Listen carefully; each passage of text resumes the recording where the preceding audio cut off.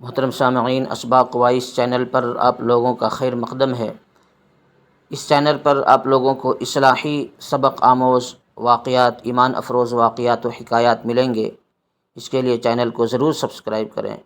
لوگ ناچ گانوں کو تو سبسکرائب کرتے ہیں، یہ کار خیر ہے، اس میں آپ لوگ بھی حصے دار بنیں۔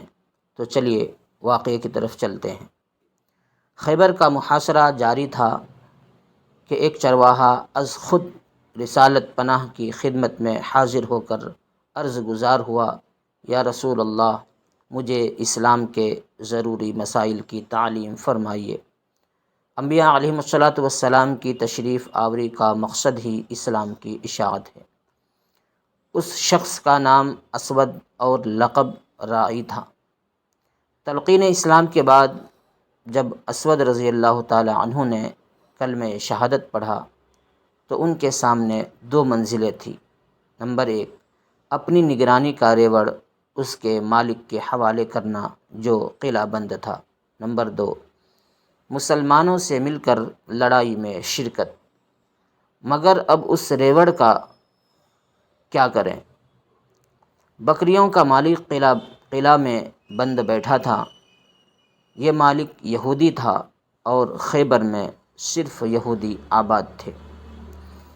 رسول اللہ نے فرمایا، اسود، بکریاں جہاں سے ہانک لائے ہو اسی سمت ان کا رخ پھیر دو، خود بخود اپنے باڑے میں پہنچ جائیں گے۔ اسود رضی اللہ تعالیٰ عنہ نے اس پر اتنا اور اضافہ کیا کہ مٹھی میں کنکریاں لی اور ریوڑ پر پھینکتے ہوئے کہا، اب میں تمہاری چوپانی نہیں کر سکتا، اپنے مالک کے پاس جاؤ۔ دیکھتے ہی دیکھتے بکریاں قلعے کی دیوار کے نیچے پہنچ گئیں جہاں ان کا باڑا تھا۔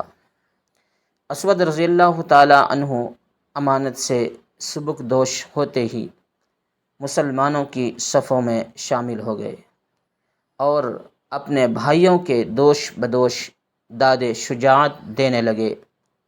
تھوڑی ہی دیر بعد دشمن کا پتھر لگنے سے شہید ہو گئے۔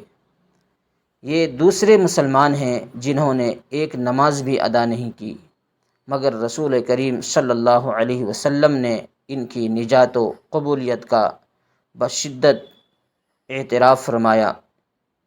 تفصیل اس اجمال کی یہ ہے کہ رسول اللہ صلی اللہ علیہ وسلم کے سامنے اسود رضی اللہ تعالی عنہ کی لاش رکھی گئی تو آپ نے شرم و حیا کی حالت میں منہ دوسری طرف کر لیا اور لمحہ کے بعد جب لاش کی طرف متوجہ ہوئے تو عرض کیا، حضرت، منہ پھیر لینے کا کیا سبب تھا؟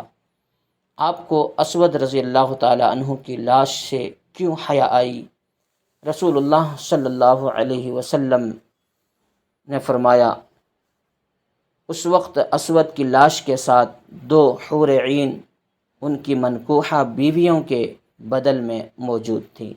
محترم سامعین، کتنا خوش قسمت یہ صحابی تھے جنہوں نے کوئی عبادت نہیں کی اور جنتی بن گئے۔ اللہ ہم سب کو بھی جنت الفردوس میں اعلیٰ مقام عطا فرمائے اور جنت میں لے جانے والے اعمال کرنے کی توفیق نصیب فرمائے۔ بس آج اتنا ہی، وآخر دعوانا ان الحمد للہ رب العالمین۔